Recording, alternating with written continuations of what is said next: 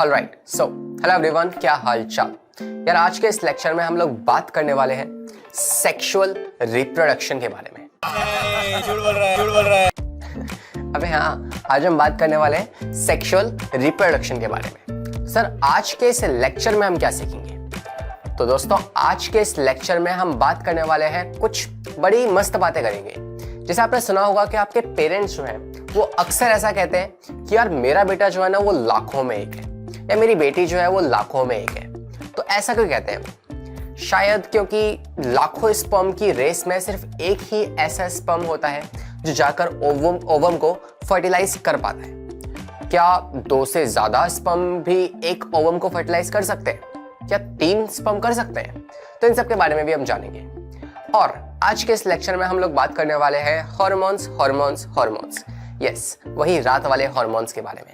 वही हॉर्मोन्स जो एक मेल को मेल बनाते हैं और एक फीमेल को फीमेल। वेल, उन्हीं हॉर्मोन्स के बारे में जो कि किसी डरावनी जगह पर आपके दिल की धड़कन को बढ़ाने के लिए रिस्पॉन्सिबल होते हैं। और साथ ही साथ वही हॉर्मोन्स जो कि जब कोई बड़ा आपको छूता है तो आपके बॉडी में एक लव की, एक अफेक्शन की फीलिंग आती है। तो उस फीलिंग के लिए भी यही हॉर्मोन्स रिस्पॉन्सिबल है। सोचिए, आप किसी चट्टान पे या पहाड़ पे लटके हुए हैं और आपके नीचे खाई है, तो उस समय पर आप फटाक से उस खाई पर ऊपर चढ़ जाओगे। हालांकि आपके लिए चढ़ना काफी मुश्किल होगा। तो ऐसी सिचुएशंस में आपकी बॉडी में रिलीज होने वाले हॉर्मोन्स जो हैं वो आपको एक सुपर ह्यूमन बना सकते हैं। तो इन सब चीजों के बारे में आज के इस लेक्चर में हम बात करने वाले हैं। और ना सिर्फ इतना, कुछ ऐसी फैसिनेटिंग वीडियोस के बारे में भी हम बात करेंगे कि किस तरीके से एक बेबी जो है वो बॉर्न होता है, पार्चुरेशन में क्या होता है, एक फीमेल को क्या क्या मुसीबतों का सामना करना पड़ता है जब वो प्रेग्नेंट होती है। तो इन सब चीज़ों में बात करने वाले हैं किस टॉपिक में? सेक्सुअल रिप्रोडक्शन में। तो आने वाले लेक्चर्स में ये सारी बातें हम करते रहेंगे। आज का जो हमारा लेक्चर है इसमें मेजर तौर पे हमें क्या देखना है? हमें मेल रिप्रोडक्टिव ऑर्गन की हमें बात करनी है। लेकिन सिर्फ इसका मतलब ये नहीं कि हम यही पढ़ने वाले हैं, कुछ बेसिक भी जानेंगे। तो आइए बिना किसी देरी के शुरुआत करते हैं हमारे आज के इस लेक्चर की। चलो यार, देखते हैं कि आज हमें क्या पढ़ना है। तो देखो, हम बात करने वाले हैं इवेंट्स की। सेक्सुअल रिप्रोडक्शन जो हम पढ़ रहे हैं ना, इसको हमने ना इवेंट्स में बांट रखा है। जैसे शादी होती है ना, मुझे इसके बारे में ज़्यादा नहीं पता, लेकिन शादी जो होती है उसमें मेन इवेंट क्या होता है? मेन इवेंट जो होता है वो होता है फेरे लेने का। शादी में जब फेरे लेते हैं ना, 7 फेरे लेते हैं, 7 या 8, तो उस समय जो फेरे लेते हैं वो मेन इवेंट है। उससे पहले कुछ इवेंट होते हैं, उसके बाद कुछ इवेंट होते हैं। जैसे कैटरिंग हो गया, सेरेमनी हो गया, अरेंजमेंट हो गई, कुछ चीज़ें ऐसे इवेंट होते हैं। ऐसे हमने हमारे सेक्सुअल रिप्रोडक्शन टॉपिक के अंदर 3 इवेंट बनाए हैं। सभी इंडिविजुअल में जो रिप्रोडक्शन करते हैं उन सब में पैटर्न सेम है। सभी के अंदर क्या है? पैटर्न सेम है। भले ही उसमें क्या होगा, तरीका अलग अलग तरीके से हो सकता है, लेकिन pattern is same in all. सभी के अंदर जो पैटर्न है वो कैसा है? वो सेम है। तो क्या पैटर्न है? ये 3 चीजें, जो 3 इवेंट है, ये फॉलो होते हैं। पहला इवेंट है पोस्ट फर्टिलाइजेशन, दूसरा है फर्टिलाइजेशन और तीसरा है प्री फर्टिलाइजेशन। थोड़ा सा यहाँ पे गलत लिखा हुआ है, यहाँ पे आएगा पोस्ट फर्टिलाइजेशन, मतलब फर्टिलाइजेशन के बाद क्या होगा, और यहाँ आएगा प्री फर्टिलाइजेशन, मतलब फर्टिलाइजेशन से पहले कौन कौन से इवेंट, कौन कौन सी तैयारियां हमें करनी पड़ेंगी। तो यह है प्री फर्टिलाइजेशन, पहला इवेंट।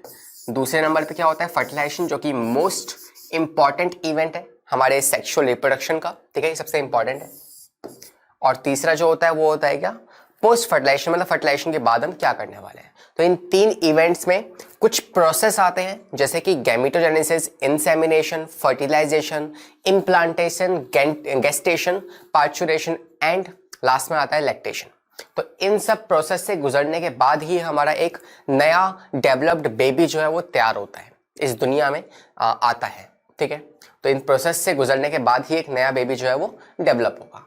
वो कौन कौन से हैं? Gametogenesis, insemination, fertilisation, implantation, gestation, parturition और लैक्टेशन। तो ये कुछ प्रोसेस होते हैं। इन सभी के बारे में आप जानोगे, सबके बारे में आपको पता लग जाएगा आने वाले एक दो लेक्चर के अंदर, ठीक है। तो खैर आगे बढ़ते हैं। नेक्स्ट देखो क्या है हमारे पास, एक मिनट। हाँ, तो नेक्स्ट देखो हमारे पास क्या है। नेक्स्ट हमारे पास आज जो इस लेक्चर में हम मेजर तौर पे क्या बात करने वाले हैं, वो जो 3 इवेंट्स मैंने आपको बताए हैं, वो इवेंट के बारे में हम इतना आज तो नहीं, आज हम मेन बात करेंगे मेल रिप्रोडक्टिव ऑर्गन्स के बारे में। ठीक है, वो कौन कौन से ऑर्गन्स हैं जो कि इस सेक्सुअल रिप्रोडक्शन में अपना रोल प्ले करते हैं, कौन कौन से मेल ऐसे ऑर्गन हैं। ठीक है, तो देखो हमारा तरीका क्या होगा इसको पढ़ने का।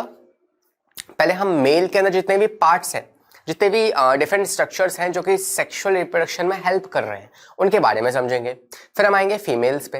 तो फीमेल में जो जो ऑर्गन्स हैं, जो पार्ट हैं, फीमेल्स में भी होते हैं, हाँ फीमेल्स में भी होते हैं, फीमेल्स में जो पार्ट हैं उनके बारे में जानेंगे। फिर हम आएंगे इन 3 इवेंट पे जिसके डिस्कशन हमने अभी किया था।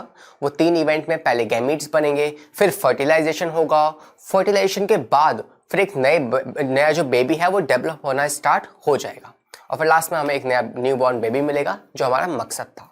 ठीक है, तो इस तरीके से हम इस टॉपिक को पढ़ने वाले। तो पहले हम बात कर रहे हैं किसकी, मेल रिप्रोडक्टिव ऑर्गन्स की। ठीक है, समझ में आई ये बात, पक्का ना? हाँ, देख लो एक बार इसको। तो देखो ये कुछ स्ट्रक्चर आपकी बॉडी आपके सामने दे रखा है। ये है क्या? ये आपके पेल्विक रीजन का स्ट्रक्चर है। किसका स्ट्रक्चर है? ये आपके पेल्विक रीजन का स्ट्रक्चर है। तो आपको पता है कि ये आपकी बक्कल कैविटी होती है, ये आपकी थोरेसिक कैविटी होती है, जिसमें आपके पास रिब्स आती हैं, अंदर आपके पास लंग्स हैं, आपके हार्ट है, बीच में स्टेर्नम है, पीछे स्पाइन है, इंटरकोस्टल मसल्स हैं, ये सारे पार्ट्स होते हैं आपके कैविटीज के अंदर। Cavity is what? खाली स्पेस। तो ये आपकी थोरेसिक कैविटी है। इसके नीचे आपकी एब्डोमेन कैविटी है, जहां पे क्या है, जहां पे आपका फूड, डाइजेशन, न्यूट्रिशन, ये चीजें होती है ना। फिर उसके नीचे जब आप जाओगे तो वो वाला पोर्शन जो होता है that is what? Pelvic region. और पेल्विक रीजन में आपके एक्सटर्नल जेनिटेलिया होते हैं, एक्सटर्नल या फिर मैं कहूं रिप्रोडक्टिव ऑर्गन्स होते हैं। कहां पे? पेल्विक रीजन में। ठीक है, पेल्विक रीजन में। तो ये उसी का एक सेक्शन व्यू आपको दिखा रखा है कि इसमें कुछ स्क्रॉटम टाइप पार्ट्स दे रखे हैं, टेस्टिस दिखा रखी हैं आपको, ये आपका यूरेथ्रा दिखा रखा है, कुछ पार्ट्स हैं इसके बारे में हम अभी चलकर आगे कुछ स्लाइड्स में बात करेंगे। ठीक है, चलो भाई यहां से आगे बढ़ते हैं। और देखो यहाँ पे हमारे पास दे रखा है मेल रिप्रोडक्टिव ऑर्गन्स के बारे में। ठीक है, तो हम मेल की बात कर रहे हैं। तो मेल में देखो 2 तरह के ऑर्गन्स हैं, चाहे आप बात करो मेल की या फीमेल की, इसमें 2 तरह के ऑर्गन्स पाए जाएंगे। कुछ होते हैं प्राइमरी सेक्स ऑर्गन, कुछ होते हैं सेकेंडरी सेक्स ऑर्गन। क्या क्या है ये है प्राइमरी सेक्स ऑर्गन। ठीक है, और दूसरे क्या है? दूसरे हैं सेकेंडरी सेक्स ऑर्गन। तो इनमें डिफरेंस क्या है कि कौन से किस ऑर्गन को आप कहते हो कि ये प्राइमरी है और कौन से वाले ऑर्गन को आप कहते हो कि ये सेकेंडरी है। तो देखो इसके बारे में समझते हैं। प्राइमरी ऑर्गन्स वो होते हैं, मैं डेफिनेशन बता रहा हूं, ध्यान सुनना। ठीक है, अरे भाई ध्यान से सुनो, इधर इधर, हाँ दोस्तों ध्यान से। प्राइमरी ऑर्गन्स वो होते हैं जो डायरेक्टली इन्वॉल्व है किसमें? गैमिटोजेनेसिस में। क्योंकि देखो सेक्सुअल रिप्रोडक्शन करने के लिए ना स्पेशल सेल्स की आवश्यकता होती है, जिसे आप गैमेट्स कहते हो। ठीक है, वो स्पेशल सेल्स क्या है? वो जो स्पेशल सेल्स है, ठीक है, स्पेशल सेल्स की जरूरत होती है जिसे आप कहते हो गैमीट्स। ठीक है, और वो गैमीट्स को बनाने में अगर जिस भी ऑर्गन का डायरेक्ट इन्वॉल्व होते हैं, उस वाले ऑर्गन को आप नाम देते हो क्या? Primary sex organ. जैसे टेस्टिस है, ये गैमीट्स क्या है? गैमीट्स वो स्पेशल सेल्स होती हैं जो कि रिप्रोडक्शन कर सकती है। हमारी स्किन की जो डायरेक्ट सेल है ना, ये डायरेक्ट रिप्रोडक्शन में रोल प्ले नहीं कर सकती। ठीक है, हमारी बॉडी में कुछ ऐसी स्पेशल सेल हैं जो रिप्रोड्यूस कर सकती है, वो स्पेशल सेल्स को आप नाम देते हो गैमीट्स। ठीक है, तो ये गैमीट्स हैं। और क्या होते हैं प्राइमरी सेक्स ऑर्गन? जो डायरेक्टली इन्वॉल्व होते हैं किसकी? गैमीट्स को बनाने में जो डायरेक्टली इन्वॉल्व होते हैं। तो हमारी बॉडी में मेल्स में कौन है? टेस्टिस जो है वो डायरेक्टली क्या करती है? स्पर्म को बनाती है। ठीक है, तो ये क्या है? ये प्राइमरी ऑर्गन है। सेकेंडरी ऑर्गन क्या होते हैं? अच्छा सर, सेकेंडरी ऑर्गन भी होते हैं? हाँ, सेकेंडरी ऑर्गन भी होते हैं। क्या होते हैं? तो वो सेकेंडरी ऑर्गन्स जो है वो कुछ ऐसे ऑर्गन हैं जो कि प्राइमरी की हेल्प कर रहे हैं। ये क्या कर रहे हैं? ये प्राइमरी की हेल्प कर रहे हैं। ठीक है, ये प्राइमरी की हेल्प कर रहे हैं। तो कैसे हेल्प कर रहे हैं? कुछ लिक्विड सिक्रीट करके, उसकी मूवमेंट में हेल्प करवा के, उसे पुश करवा के बॉडी से बाहर निकालने में, इन सब चीजों में मदद करते हैं। तो वो कौन कौन से हैं? वो है एपिडिडाइमिस। क्या है ये? एपिडिडाइमिस। ये है vas deferens, seminal vesicle, prostate gland, bulbourethral gland जिसे आप कॉर्पस ग्लैंड भी कहते हो, और फिर लास्ट में एक्सटर्नल जेनिटेलिया जो है उसे आप कहते हो पेनिस। ठीक है, ये कुछ पार्ट्स हैं। ये क्या है? सेकेंडरी सेक्स ऑर्गन है। ठीक है, तो इस स्लाइड में हमने क्या सीखा? स्लाइड में हमने ये सीखा कि यार टेस्टिस से बनेगा स्पर्म, जो कि क्या है? गैमीट है। और ये स्पर्म जो है वो इन सब रास्तों से होकर गुजर कर फिर बॉडी से बाहर इजैकुलेट किया जाएगा। ठीक है, तो इस वाली स्लाइड में आपने इस बारे में जाना।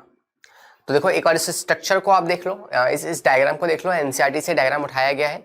इसमें कौन सा पार्ट कहाँ रोल प्ले कर रहा है और कहाँ पे टेस्टिस है, ये कुछ पार्ट्स हम देख लेते हैं।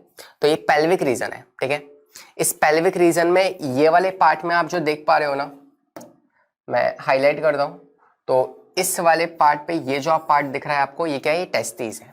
ठीक है, टेस्टिस जो होती हैं वो मेल्स के अंदर, हम ह्यूमंस में अगर हम बात करें, मैमल्स में अगर हम बात करें, तो मैमल्स में जनरली कैसी होती है? Extra abdominal. मैं इस बात को लिखता हूं यहाँ पे कि जो टेस्टिस है हम लोगों में वो कैसी है? Testis is extra abdominal. Abdominal. ठीक है, सभी मैमल्स में जो टेस्टिस होती हैं वो कैसी होती हैं? वो होती है एक्स्ट्रा एब्डोमिनल, एक्सेप्ट किसको छोड़कर? जैसे एलिफेंट हो गए, वो भी एक मैमल है, लेकिन एलिफेंट में जो टेस्टिस होती है वो इंट्रा एब्डोमिनल होती है। आप बात करो डॉल्फिन्स की, ठीक है, वो भी मैमल्स है, तो उनके अंदर भी क्या होती है? टेस्टिस जो है वो इंट्रा एब्डोमिनल होती है, सिर्फ और सिर्फ इनको छोड़ के। ठीक है, बाकी सब में टेस्टिस कैसी है? वो होती है एक्स्ट्रा एब्डोमिनल, मतलब आपके एब्डोमेन से बाहर होती है, आपकी बॉडी के बाहर है, किसी पाउच में लटकी हुई है। तो वो पाउच कौन सा है? वो होता है स्क्रोटम। ये हो गई टेस्टिस। ये आपकी कुछ स्ट्रक्चर्स दिखा रखे हैं। ये एक्सटर्नल जेनिटेलिया दिखा रखा है, पेनिस। ये आपका यूरिनरी ब्लैडर है। ठीक है, ये क्या है? ये है यूरिनरी ब्लैडर, जहाँ पे आपका यूरिन जो है वो स्टोर होता है। ठीक है, ये एक कॉमन डक्ट का एग्जांपल आपको दिखा रखा है, जहां से आपका स्पर्म भी आएगा और जहां से आपका यूरिन भी ट्रेवल करता है। ठीक है, तो ये कुछ स्ट्रक्चर आपको मैं दिखा रखा है, इससे आप थोड़ा सा फेमिलियर हो जाओ। आने वाले स्लाइड्स में हम हर एक पार्ट को डेप्थ में समझ रहे होंगे। ठीक है, तो मैं अभी आगे बढ़ता हूँ, इस पर एक बार नजर मार लो और फिर हम आगे बढ़ते हैं। तो हम स्टार्ट करते हैं टेस्टिस से। टेस्टिस क्या है? टेस्टिस जो है वो प्राइमरी ऑर्गन है, प्राइमरी सेक्स ऑर्गन है। ठीक है, जो डायरेक्टली किसमें इन्वॉल्व करती है? गैमीटोजेनेसिस में। डायरेक्टली इसका किसमें इन्वॉल्वमेंट है? ठीक है, डायरेक्टली इन्वॉल्व इन गैमीटोजेनेसिस।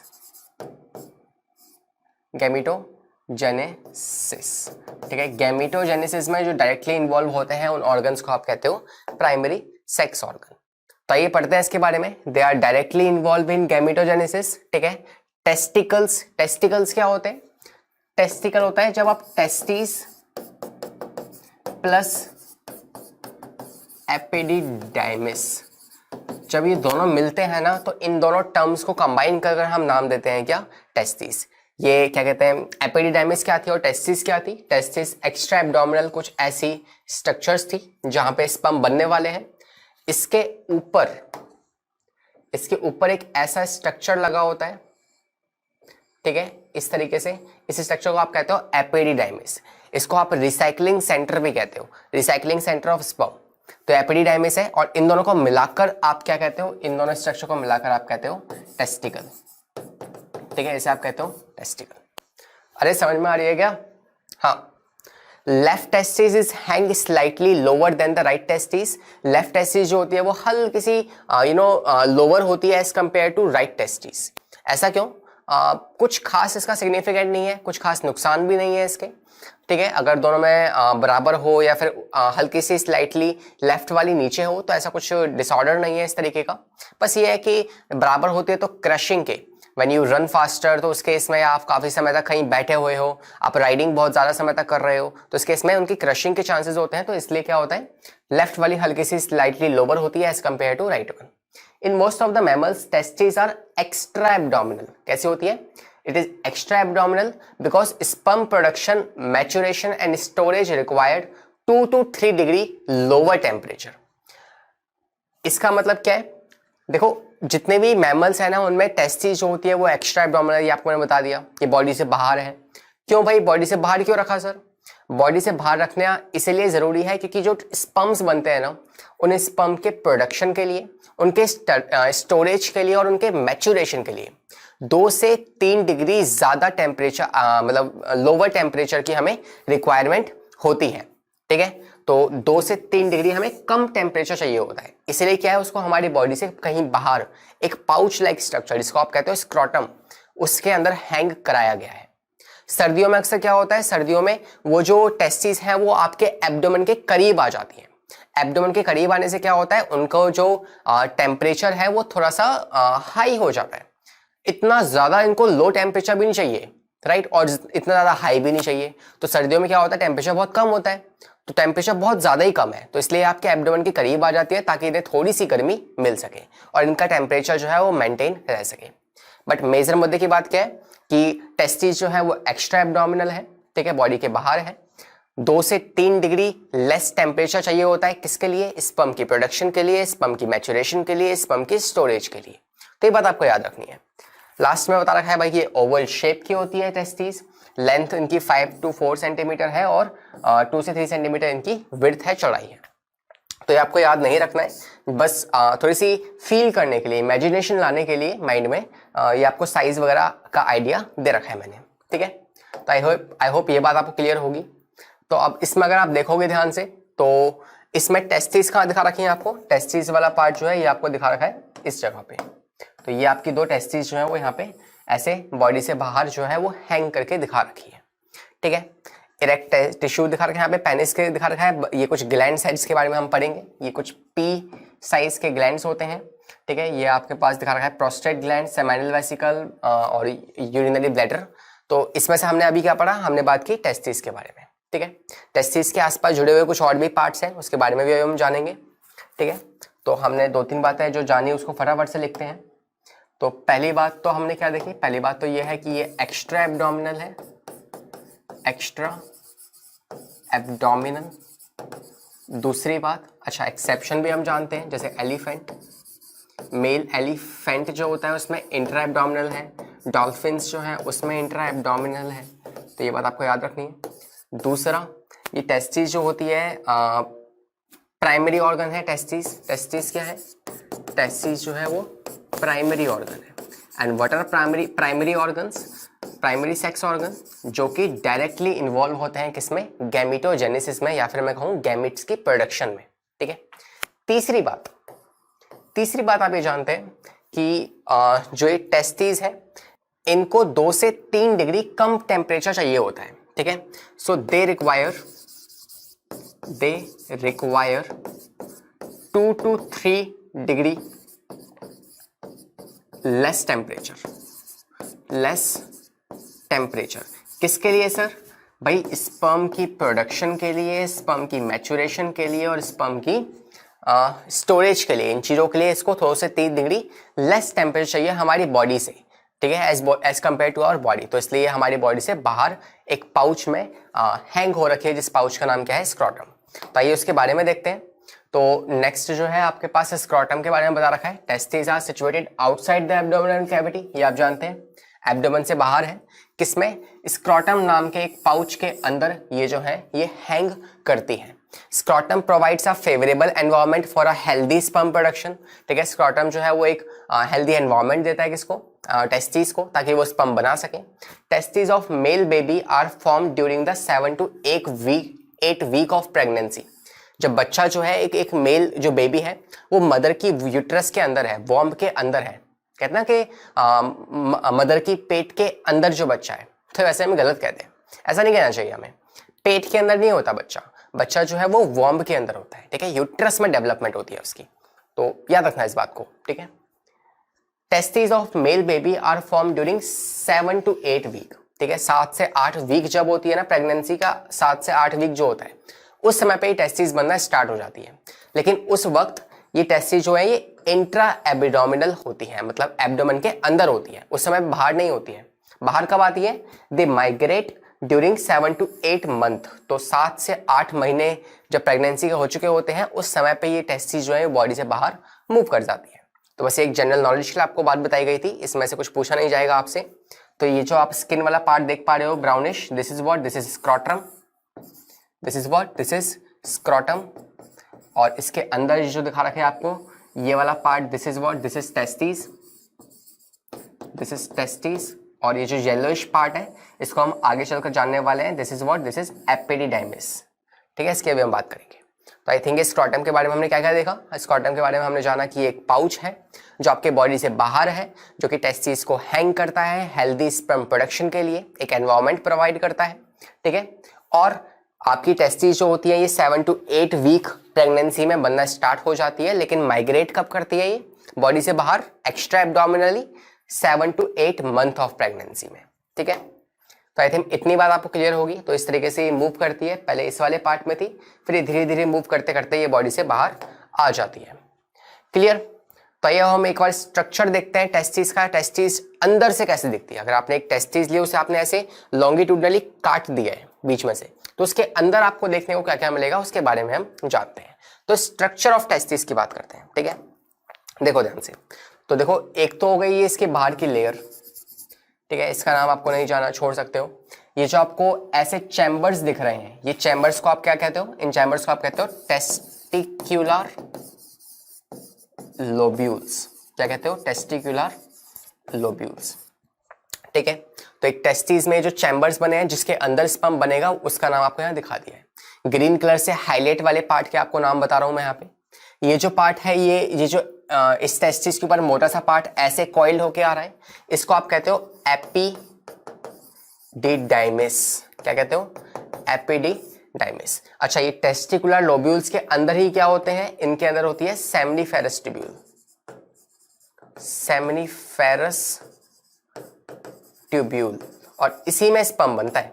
ठीक है, इसी के अंदर स्पर्म बनता है।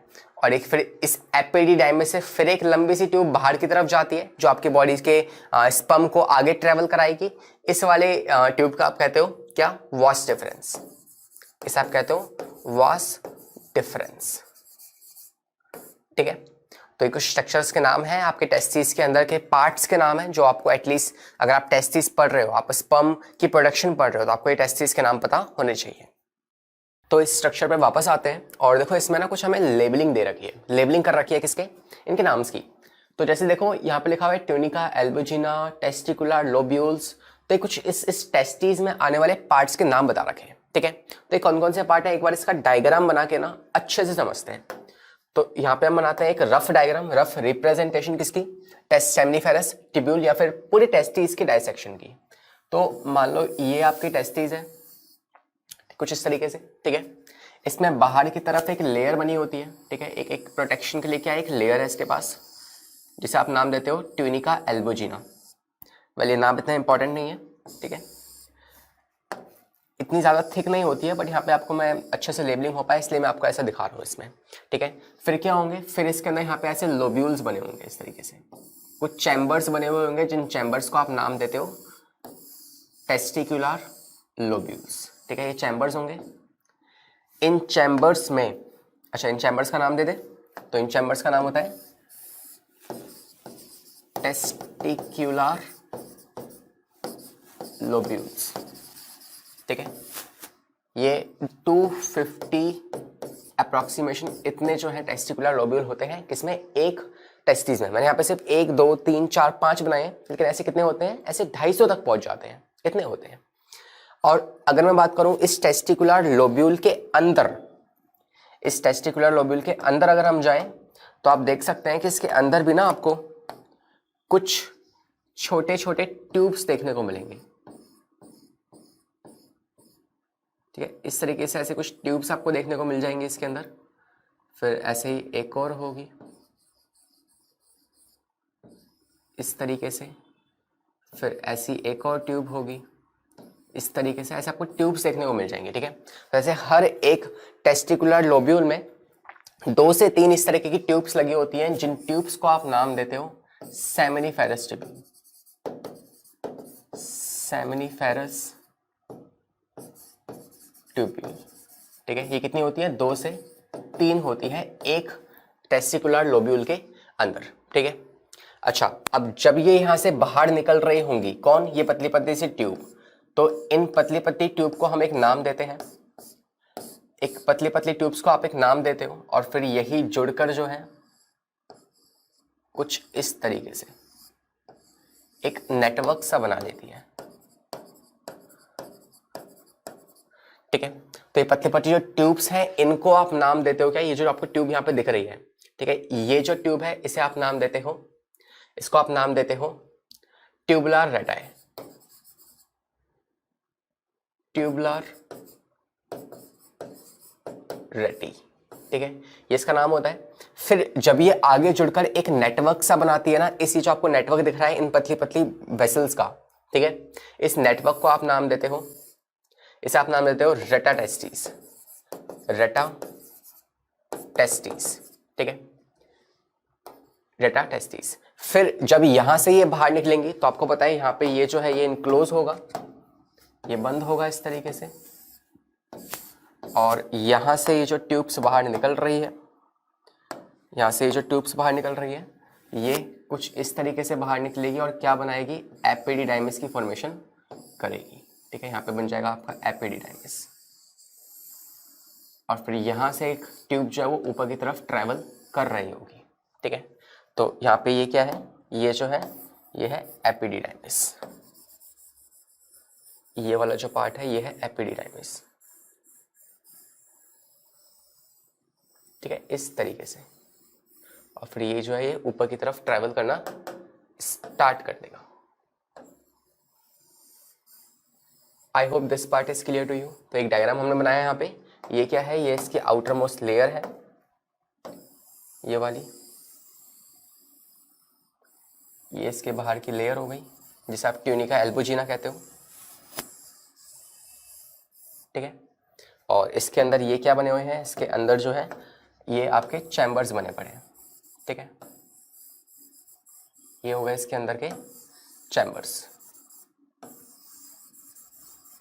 तो आई होप कि ये पार्ट आपको क्लियर होगा। तो अगर हम पाथवे की बात करें किस तरीके से जो टेस्टिस हैं ट्रैवल कर रही हैं, तो आई थिंक ये भी आपको समझ में आ गया होगा कि पहले आप जानते हो कि टेस्टिकुलर लोब्यूल्स में क्या है, सेमिनिफेरस ट्यूब्यूल्स हैं, पतली पतली ट्यूब्स है जिसमें स्पम बन रहे हैं। ठीक है, वो बाहर आती है जिसको आप नाम देते हो ट्यूबुलर रेटाई। फिर आती है क्या, एक नेटवर्क बनता है इन सभी ट्यूब्स का, इन सभी ट्यूब्स के नेटवर्क को आप नाम देते हो रेटा टेस्टिस। रेटा टेस्टिस जो है फिर ये बाहर आती है एक पतली सी ट्यूब जिसका नाम होता है वास एफरेंशिया। फिर वो ट्रेवल करती है किसमें, ये एपिडिडाइमिस है। ठीक है, ये बहुत बड़ा क्लस्टर सा होता है काफी सारी पतली पतली ट्यूब्स का, और फिर यहाँ से वो आगे ट्रेवल करती है किसमें, वास डिफरेंस में। तो जो सभी आपको मैंने नाम अभी बोले ना, इन सब नाम को लिखते हैं और एक बार डायग्रामेटिकली देखते हैं कि ये कहाँ कहाँ पे लोकेटेड हो रखे हैं। तो इस वाले डायग्राम में ये जो आप पार्ट देख पा रहे हो ना, ये वाला पार्ट, ये पूरा पार्ट जो है ये क्या है, ये एपिडिडाइमिस है। ये पतली पतली ट्यूब्स है जिसको आप नाम दे रहे हो सेमिनिफेरस ट्यूब्यूल। ये आगे ज्वाइन कर रही है और एक ग्रीन सा नेटवर्क बना रही है। इस ग्रीन से नेटवर्क को आप क्या नाम देते हो, इसे आप कहते हो रेटा टेस्टिस। ये रेटा टेस्टिस से देखो ये पतली सी ट्यूब बाहर निकल रही है, एक दो, ये दिखाता हूं मैं ऐसे, ये बाहर निकल रही है ना, व्हाइट कलर से देखते हैं, तो ये बाहर निकल रही है, ये बाहर निकल रही है, तो ये पतली पतली जो ट्यूब्स बाहर निकल रही है इसको आप नाम देते हो क्या, इन्हें आप नाम देते हो वास एफरेंशिया।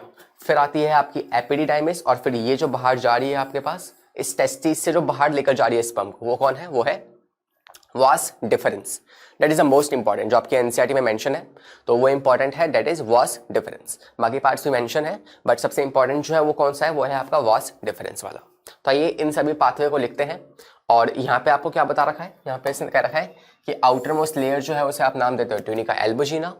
ठीक है, हर एक टेस्टिस में 250 तक 250 क्या होते हैं, टेस्टिकुलर लोब्यूल्स, चैम्बर्स बने होते हैं, और हर एक चैम्बर में 2 से 3 क्या है, 2 से 3 सेमिनिफेरस ट्यूब्यूल्स हैं, पतली पतली ट्यूब्स हैं एक चैम्बर में। ठीक है, तो ये इसके बारे में था, और ये हमने डायग्राम देखा। पाथवे की अगर हम लिखना चाहें कि क्या पाथवे होता है, तो आपको पता है सबसे पहले कौन आएगा, सबसे पहले टेस्टिकुलर लोब्यूल के अंदर सेमिनिफेरस ट्यूब्यूल है 2 से 3, वो सेमिनिफेरस ट्यूब्यूल में जो है स्पर्म बन रहा है, तो पहले आएंगी सेमिनिफेरस ट्यूब्यूल। ठीक है, फिर कहां पे जाएगा आपका स्पर्म, तो स्पर्म फिर ट्रेवल करेगा किसमें, आपको पता है ना, यहां से इस पतली वाली ट्यूब जिसका नाम है ट्यूबुलर रेटाई, नॉट सो इंपॉर्टेंट बट आपको नाम पता होना चाहिए। उसके बाद फिर जो है क्या आएगा, एक नेटवर्क सा आएगा जिसको आप नाम देते हो रेटा टेस्टिस। ठीक है, इसे आप नाम देते हो रेटा टेस्टिस। फिर कहां पे जाएगा, फिर आप देख सकते हो, फिर आगे ट्रेवल करेगा इस पतली सी ट्यूब जिसका नाम है वॉस एफरेंशिया। क्या नाम है इसका? इसका नाम है वॉस एफरेंशिया, वॉस एफरेंशिया। ठीक है, फिर कहाँ जाएगा? इस वॉस एफरेंशिया से ट्रेवल करेगा इस तरीके के स्ट्रक्चर पे जो कि एक टेस्टिस को ऊपर से कवर करके रखा हुआ है। इस स्ट्रक्चर को आप नाम देते हो एपिडिडाइमिस। तो इसके बाद जाएगा ये एपिडिडाइमिस। ठीक है, फिर एपिडिडाइमिस से ये आगे ट्रेवल करेगा और एपिडिडाइमिस से आगे जाएगा कहाँ पे? आपके वॉस डिफरेंस में। ठीक है, ये कहाँ पे जाएगा? ये जाएगा वॉस डिफरेंस में।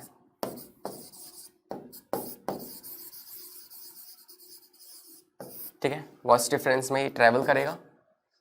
Okay, I hope this part is clear. तो ये होता है इसका पाथवे। क्लियर है इतनी बात? समझ में आई? ठीक है, ये जो है ये होता है वॉस डिफरेंस। तो ऐसे जो है ये पाथवे होता है हमारे स्पर्म का। आई होप ये पाथवे आपको समझ में आया होगा। ठीक है, चलो अब हम आगे बढ़ते हैं और हम बात करते हैं स्पर्मेटोजेनेसिस की, कि स्पर्म बनता कैसे है। तो स्पर्म कहाँ बन रहा है ये आपने देख लिया। स्पर्म है क्या? एक स्पेशल सेल है जो कि रिप्रोडक्शन में आने वाले समय में अपना रोल प्ले करेगी, जिससे एक नया बेबी पैदा होगा। राइट, तो वो स्पर्म मेल गैमीट है। स्पर्म क्या है? Male gamete. तो सारी प्रोसेस जो है वो इसी की चल रही है। ठीक है, यही जो है स्पर्म है और इसी की बनने की प्रोसेस, कितना परेशान है ना, इसी के बनने की जो प्रोसेस है उसे आप कहते हो क्या? स्पर्मेटोजेनेसिस। तो स्पर्मेटोजेनेसिस क्या है? A process of formation of sperm, process of formation of sperm. अच्छा, कौन बना रहा है इस स्पर्म को? तो आप जानते हो आपके primary sex organ, primary sex organ जिसको आप नाम देते हो क्या? टेस्टिस। ठीक है, जिसे आप नाम देते हो टेस्टिस। और टेस्टिस में भी कौन? Seminiferous tubules. तो देखो इसके बारे में एक प्रोसेस है जिससे स्पर्म बनता है, spermatogenesis. It begins during puberty and continue till death. तो प्यूबर्टी के समय पे स्टार्ट होता है लेकिन डेथ तक कॉन्टिन्यूसली स्पर्म बनते रहते हैं मेल्स के अंदर। फीमेल्स में ऐसा नहीं होता। फीमेल्स में जब जब एक मदर प्रेग्नेंट होती है और जो बच्चा होता है वो मदर की वॉर्म के अंदर है, उस समय पे उसमें उसके गैमीट्स, फीमेल गैमीट जिसे आप ओवम कहते हो, वो बनना स्टार्ट होते हैं। मेल में भी उस समय स्टार्ट होते हैं, मेल में टेस्टिस बनना स्टार्ट होती है। लेकिन जो स्पर्म है वो कब बनते हैं? तो स्पर्म बनने की प्रोसेस जो है वो बच्चे में, एक मेल में जब वो प्यूबर्टी की एज पे आता है, 12 साल का होता है, 13 साल का होता है, तब जाके उसमें स्पर्म बनना स्टार्ट होते हैं। टेस्टिस तो है उसके पास, लेकिन टेस्टिस में स्पर्म बनाने की क्षमता अभी नहीं है। कब आएगी? प्यूबर्टी के बाद आएगी, जब कुछ हार्मोन्स रिलीज होना स्टार्ट होंगे। तो प्यूबर्टी के समय में, प्यूबर्टी क्या है? 12 से 13 साल की उम्र। तो इस उम्र में जो है वो सेक्सुअली मैच्योर होता है और स्पर्म बनाना प्रोड्यूस स्टार्ट करता है। In humans, this process is 65 to 75 days. 65 से 75 days लगते हैं एक स्पर्म को बनने में। और it is divided into 2 stage। तो इस स्टेजेस मतलब कुछ स्टेजेस होती हैं जहाँ पे स्पर्म प्रोड्यूस होता है, बनता है आगे चलकर। ठीक है, काफी सारी स्टेजेस बनती है। स्पर्मिएशन होता है इसके अंदर, स्पर्मेटोजेनेसिस होता है। ठीक है, बहुत सी चीजें होती हैं इसमें, बट वो आपको नहीं जानना है। आपको सिर्फ क्या याद रखना है कि स्पर्मेटोजेनेसिस क्या है? एक प्रोसेस है स्पर्म के बनने की। प्यूबर्टी के एज में ये स्टार्ट होते हैं स्पर्म बनना, और कब तक बनते हैं? डेथ तक ये कॉन्टिन्यूसली बनते रहते हैं। ठीक है, अच्छा, तो आई होप ये समझ में आया होगा आपको। अब आपको थोड़ा सा मैं बता दूं कि किस तरीके से स्पर्म बनते हैं। तो आपको पता है कि यार देखो, ये मान लो एक पतली सी ट्यूब थी किसमें? टेस्टिस के अंदर, जो क्या थी? सेमिनिफेरस ट्यूब्यूल, पतली पतली ट्यूब्स थी जिसके अंदर स्पर्म बनना है। तो इस ट्यूब में अगर स्पर्म बनना है तो इस ट्यूब को मैंने ऐसे किया। ठीक है, ये ट्यूब थी, इसको मैंने ऐसे किया और मैंने इसको ट्रांसेक्शनली काट दिया ऐसे, मतलब ऐसे थी ना, मैंने इसको ऐसे काटा और फिर मैं आपको ऐसे दिखा रहा हूं। तो ये वाला पार्ट आपको यहाँ पे दिखेगा, ध्यान से देखना। तो वो जो सेमिनिफेरस ट्यूब्यूल थी, इस लोब्यूल के अंदर पतली पतली ट्यूब्स जो थी ना, उन ट्यूब्स को मैं ऐसे दिखा रहा हूँ। तो ये ऐसे दिखेंगे आपको। पहले ट्यूब्स ऐसी थी, मैंने इसे ऐसे काटा और आपके सामने ये वाला सेक्शनल व्यू इसका दिखा रहा हूं मैं आपको। तो ये सेक्शनल व्यू है और इसमें ऊपर की तरफ ना कुछ सेल्स होती है। क्या होती है? कुछ सेल्स होती है। इन सेल्स को आप कहते हो स्पर्मेटोगोनिया। स्पर्मेटोगोनिया, यही स्पर्मेटोगोनिया जो है ये स्पर्म को बनाने के लिए रिस्पॉन्सिबल है। ठीक है, तो आपके पास सबसे पहली सेल कौन सी है जो स्पर्म की प्रोडक्शन करेगी? वो होगी स्पर्मेटोगोनिया। स्पर्मेटोगोनिया, ठीक है, ये डिप्लॉयड होती है। ठीक है, ये कैसी होती हैं, ये डिप्लॉयड होती है। तो स्पर्मेटोगोनिया जो है डिप्लॉयड है। इनके अंदर फिर क्या होगा, इनके अंदर ग्रोथ होती है कुछ समय में, इसमें ग्रोथ होगी और ये क्या बनाएंगे, मैच्योर स्पर्मेटोगोनिया, मैच्योर स्पर्मेटोगोनिया बनाएंगी। और फिर इस वाले स्पर्मेटोगोनिया में, ठीक है, मियोसिस फर्स्ट होगी, सेल डिवीजन होगी मतलब, और सेल डिवीजन से क्या होगा, सेल डिवीजन से जो है ये जो मैच्योर स्पर्मेटोगोनिया, ये भी कैसे हैं, ये भी 2n है, ठीक है, ये भी कैसे हैं, ये भी जो है ये भी 2n है। और इससे बनेगा आपके पास क्या, प्राइमरी स्पर्मेटोसाइट। तो बनाएंगे यहाँ पे प्राइमरी स्पर्मेटोसाइट।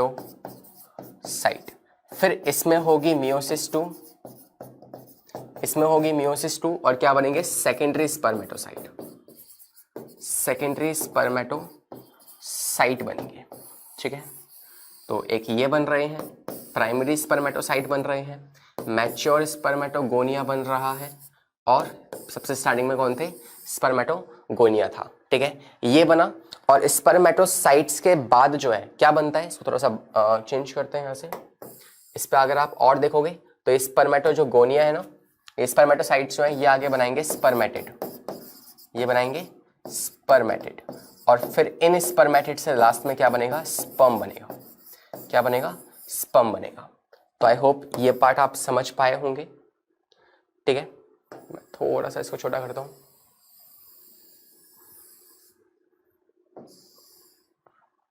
ठीक है।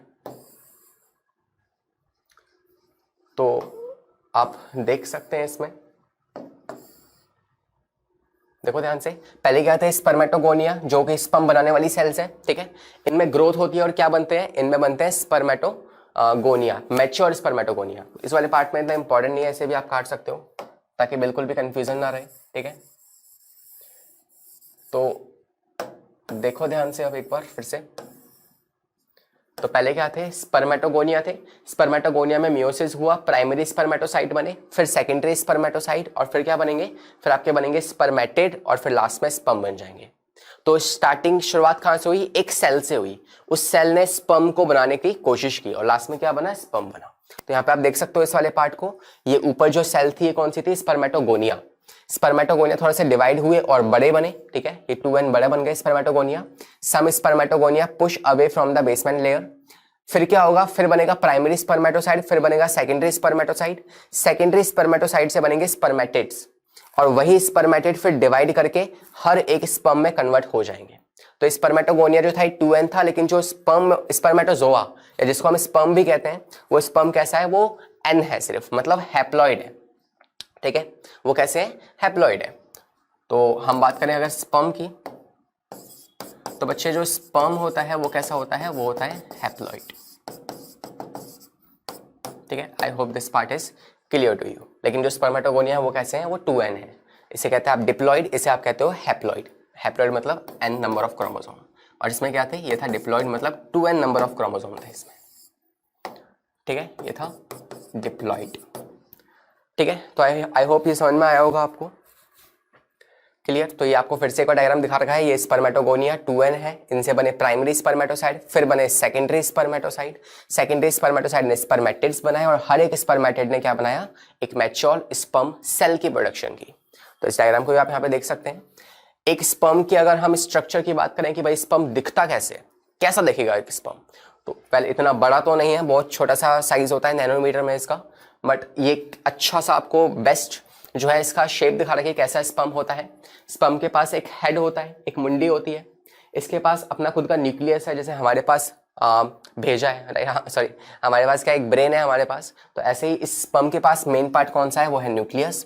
फिर है माइटोकॉन्ड्रिया, माइटोकॉन्ड्रिया इसकी हेल्प करता है मूवमेंट में, जब ये मूव करता है ना तो ये फ्रक्टोज शुगर का इस्तेमाल करता है किसके लिए, अपनी मूवमेंट पे, एटीपी बनाता है उस समय पे। तो इसकी चलने में भाई इसको खाना कुछ चाहिए ना, एनर्जी चाहिए इसको मूव करने के लिए, because we know that only the male gamete moves. हम ह्यूमंस में सिर्फ मेल गैमेट जो है वो मोटाइल होते हैं, मूव करते हैं, फीमेल तक जाते हैं, फीमेल की ट्रैक तक पहुंचते हैं, लेकिन जो फीमेल गैमेट है वो खाना स्टोर करता है, एक ही जगह रुका रहता है, खुद से चल नहीं पाता, तो फीमेल क्या है, नॉन मोटाइल है, मेल कैसा है, मोटाइल है। तो अगर मेल को मूव करना है तो इसके लिए क्या करना होगा, इसको एनर्जी की आवश्यकता है। तो एनर्जी कहां से मिलेगी, एनर्जी इसको मिलेगी माइटोकॉन्ड्रिया से।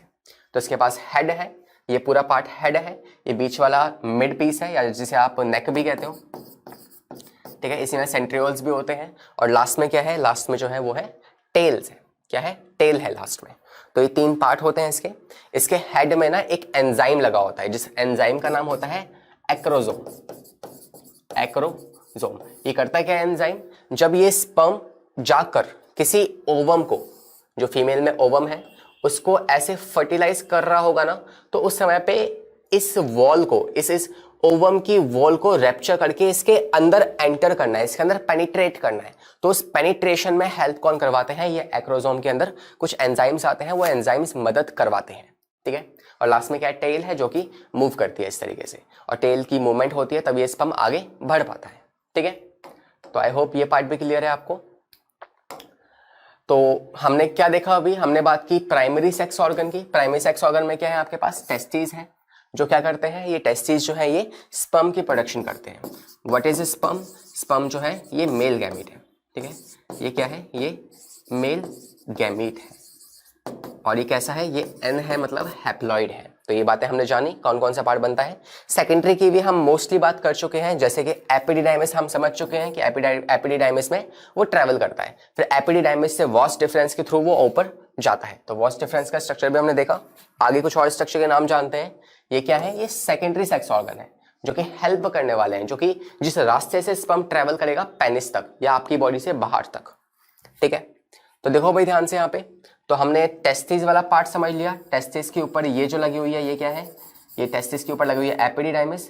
फिर ये जो लंबी सी ट्यूब आपको देख पा रहे हो, ये ऐसे लूप बना के जो जा रही है, ठीक है। इस लंबी सी ट्यूब को आप कहते हो क्या, इससे आप कहते हो वॉस डिफरेंस, इसे आप कहते हो वॉस डिफरेंस, ठीक है। तो यहाँ पे आपको दिखा रखा है ये रहा डक्टस डिफरेंस, या फिर इसी को आप कहते हो वॉस डिफरेंस, ठीक है। इसे आप नाम देते हो वॉस डिफरेंस, ठीक है। ये हो गया वॉस डिफरेंस। तो पहले क्या है, एपिडिडाइमिस, फिर आएगी वॉस डिफरेंस, फिर आता है सेमाइनल वेसिकल। तो ये वॉस डिफरेंस देखो आगे ट्रेवल कर रही है ना, तो यहाँ पे एक पतली सी ना ऐसे आपको इस तरह की ग्लैंड्स दिख रही है। यहाँ पे ये वाली जो ग्लैंड है ना, ये जो एक ग्लैंड ये रही और एक ग्लैंड ये रही, पेयर्ड में होती है। इन ग्लैंड्स को आप कहते हो सेमाइनल वेसिकल। क्या कहते हो इसको, सेमाइनल वेसिकल। ये करते क्या है, ये सेमाइनल वेसिकल्स जो है ये कुछ सिक्रीशन, एक भाई स्पर्म जो है ना वो ट्रेवल तो कर रहा है आगे, स्पर्म जो है वो ट्रेवल कर रहा है आगे, लेकिन वो ड्राई है, उसमें इतनी लुब्रिकेशन नहीं है, इतनी चिकनाहट नहीं है कि वो ट्रेवल कर सके आगे अपने आप से। तो उस स्पर्म सेल्स के अंदर कुछ कुछ लुब्रिकेशन डाली जाती है चिकनाहट के लिए, ठीक है, ताकि उसको मूवमेंट करने में ईजी हो जाए। तो वो जो लुब्रिकेशन है, वो जो लिक्विड है, वो पार्ट कौन डालता है, तो वो डालता है कौन, सेमाइनल वेसिकल, ठीक है। देखो मेल की बॉडी से जो बाहर निकलता है, ठीक है, उसे आप कहते हो सीमेन। क्या बाहर निकलता है, सीमेन बाहर निकलता है, ठीक है। मेल की बॉडी से क्या बाहर निकलता है, सीमेन बाहर निकलता है। लेकिन देखो आपको पता है कि टेस्टिस में क्या बने हैं, टेस्टिस में तो सारे स्पर्म बने हैं। तो क्या ये स्पर्म ही सीमेन है, नहीं, इन स्पर्म में कुछ फ्लूइड को ऐड किया जाता है, कुछ लुब्रिकेंट फ्लूइड को ऐड किया जाता है, और इन दोनों को मिलाकर हम कहते हैं क्या, सीमेन। तो वो जो फ्लूइड है वो ऐड कौन करवा रहा है, वो करवा रहा है सेमाइनल वेसिकल। क्या है ये, ग्लैंड से। ये क्या है, ये ग्लैंड है। ये ग्लैंड जो है ये यहाँ पे लगी हुई है, और ये क्या कर रही है, यहाँ से जो स्पर्म आ रहा होगा उसके अंदर कुछ अपना फ्लूइड को सिक्रीट कर देंगी, ठीक है। क्या सिक्रीट करेंगी, कुछ फ्लूइड है इनके पास, सेमाइनल वेसिकल से निकलने वाला कुछ फ्लूइड जो कि लुब्रिकेशन में हेल्प करेगा स्पर्म की, उसको सिक्रीट किया जाएगा। फिर आता है आपके पास, ये नीचे आएगा इस तरीके से, व्हाइट पेन से दिखाता हूं मैं। तो यहाँ से ये स्पर्म आ रहा था, इसमें सेमाइनल वेसिकल ने अपना सिक्रीशन ऐड किया 60 to 65%, और फिर ये ट्रैवल करेगा आपके पास कहाँ पे, प्रोस्टेट ग्लैंड में। तो इसके बाद वाली ग्लैंड कौन सी है, इसके बाद एक ग्लैंड आती है जिसे आप कहते हो प्रोस्टेट ग्लैंड। तो इसके बाद वाली ग्लैंड कौन सी है, इसके बाद की ग्लैंड है प्रोस्टेट ग्लैंड। तो प्रोस्टेट ग्लैंड क्या करती है, ये भी अपना कुछ सिक्रीशन 65% किसने डाला, सेमाइनल वेसिकल ने। बाकी का 10% से 12% जो है वो सिक्रीशन किसने किया, वो किया प्रोस्टेट ग्लैंड ने। ये एक स्पर्म को जो है ना वो हल्का सा एल्कलाइन बनाते हैं। क्या बनाते हैं, एल्कलाइन, मतलब बेसिक नेचर बनाते हैं उसको, ठीक है। ऐसा क्यों, क्योंकि आपको पता है कि स्पर्म को ट्रेवल करना है यूरेथ्रा से, निकलना कहाँ से है, यहाँ से बाहर निकलना है।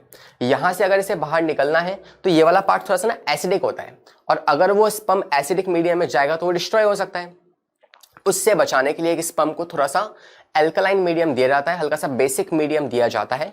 जब वो एसिडिक वाले पार्ट में पहुंचे तो क्या हो कि वो डिस्ट्रॉय ना हो जाए, थोड़ा सा न्यूट्रलाइज हो सके। इसीलिए ऐसी जब फीमेल की बॉडी के अंदर वो एंटर करता है स्पर्म, तो उस समय पे भी क्या होता है, उस समय पे भी जो फीमेल की बॉडी है उसमें भी एसिडिक कंटेंट होता है, तो उससे फाइट करने के लिए भी इसको थोड़ा सा बेसिक तरीके से बनाया जाता है।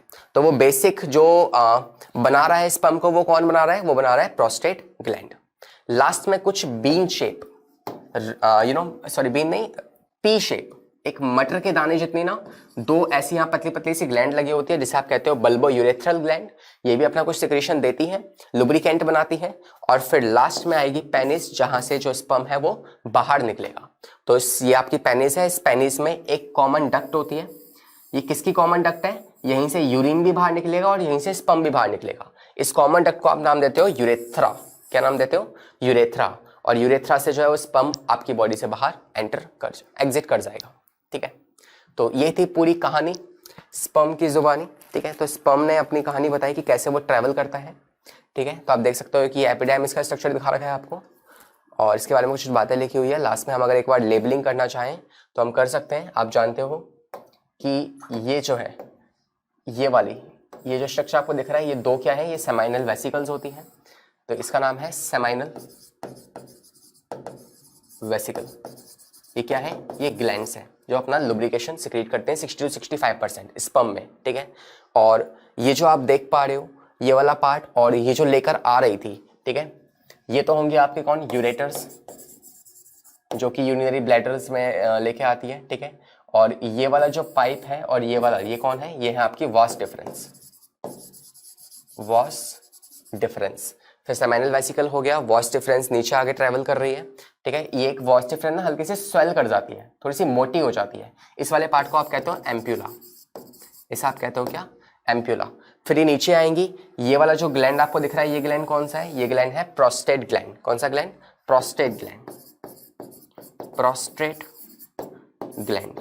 ठीक है, प्रोस्टेट ग्लैंड है। प्रोस्टेट ग्लैंड में अगर आप देखो तो प्रोस्टेट ग्लैंड से फिर आगे ट्रेवल कर रहा है, ये जो कॉमन डक्ट है, यहीं से यूरिन भी पास होगा और यहीं से कौन पास होगा, यहीं से स्पर्म भी पास होगा। तो ये जो कॉमन डक्ट है इसको आप नाम देते हो यूरेथ्रा। इसे आप नाम देते हो यूरेथ्रा। ठीक है, इसे आप नाम देते हो यूरेथ्रा। फिर आगे आप जाओगे तो आपको कुछ बीन शेप के ऐसे छोटे छोटे से ग्लैंड्स मिलेंगे, जिसको आप कहते हो bulbo urethral gland. Bulbo urethral gland. ठीक है, ये बल्बो यूरेथ्रल ग्लैंड है। ठीक है, और ये इतना इंपॉर्टेंट नहीं है आपके लिए, आप इन वाले पार्ट्स को, बचे हुए पार्ट को छोड़ सकते हो। तो ये जो मेन पाथवे जो है ये आपको याद रखना है, और ये जो पूरा बना हुआ है ये क्या है, ये है यूरिनरी ब्लैडर। इसमें क्या होता है, यूरिन स्टोर होता है, इसमें यूरिन जो है वो स्टोर होता है। तो आई थिंक आपको ये समझ में आया होगा। ठीक है, कि क्या सीन है, कैसे एक पाथवे होता है स्पर्म का, कैसे वो ट्रेवल करता है, कहाँ पे वो बनता है, प्राइमरी सेक्स ऑर्गन में वो बनता है। हमारे बॉडी में जो बनने का ऑर्गन है वो है टेस्टिस। टेस्टिस हमारी बॉडी से एक्स्ट्रा एब्डोमिनल है, मतलब बॉडी से बाहर है। और अगर वो बॉडी के बाहर है तो हमारी बॉडी से बाहर एक स्क्रॉटम नाम के बैग के अंदर वो लाई करते हैं, हैंग कर रखे हैं। ठीक है, उनको 2 से 3 डिग्री लेस टेम्परेचर चाहिए। कैसे वो ट्रैवल करते हैं, सेमाइनल वेसिकल में वो आपके टेस्टिकुलर लोब्यूल्स में वो बनते हैं, फिर ट्रैवल करते हैं आपके रेटाटेस्टिस में, रेटाटेस्टिस से वो जाते हैं किसमें, एपिडिडाइमिस, फिर वास डिफरेंस से ऊपर ट्रैवल करके यहाँ पे आते हैं एम्प्यूला, फिर आएगा प्रोस्टेट ग्लैंड, फिर आएगा बल्बो यूरेथ्रल ग्लैंड, और फिर पेनिस से वो बाहर निकल जाएंगे। तो ये पूरा पाथवे है स्पर्म का। हमने मेल रिप्रोडक्टिव ऑर्गन प्रॉपर्ली पढ़ लिया, हमने गैमीटोजेनेसिस देख लिया कि गैमीट बनते कैसे हैं, गैमीट का ट्रांसफर देख लिया, कौन कौन से पार्ट जो है वो गैमीट के ट्रांसफर में हेल्प करते हैं। तो ये वाला जो पहला पार्ट था, यही वो पहला पार्ट था जो हमें पढ़ना था, दैट इज प्री फर्टिलाइजेशन। तो प्री फर्टिलाइजेशन में हमने 2 टॉपिक पढ़े। पहला जो टॉपिक है वो है गैमीटोजेनेसिस, और दूसरा वाला जो पार्ट है वो है आपका गैमीट ट्रांसफर। दूसरा वाला जो पार्ट है वो है गैमीट ट्रांसफर। ठीक है, तो हमने गैमीटोजेनेसिस को देख लिया। ठीक है, और हमने दूसरा पार्ट कौन सा पढ़ा, वो है आपका इजैकुलेशन। ट्रांसलेशन कह लो या फिर आप इसी को कह लो क्या, गैमीट ट्रांसफर। Gamete transfer. तो ये 2 पार्ट हमने पढ़ लिए। आने वाले पार्ट्स को हम नेक्स्ट लेक्चर में पढ़ेंगे। तब तक के लिए अपनी पढ़ाई करते रहिए। इसके बाद आपको एक डीपीपी मिलेगी, उस डीपीपी को अटेंड करिएगा। और बाय बाय, मिलते हैं अगली क्लास में। पढ़ाई करते रहिए। All the very best.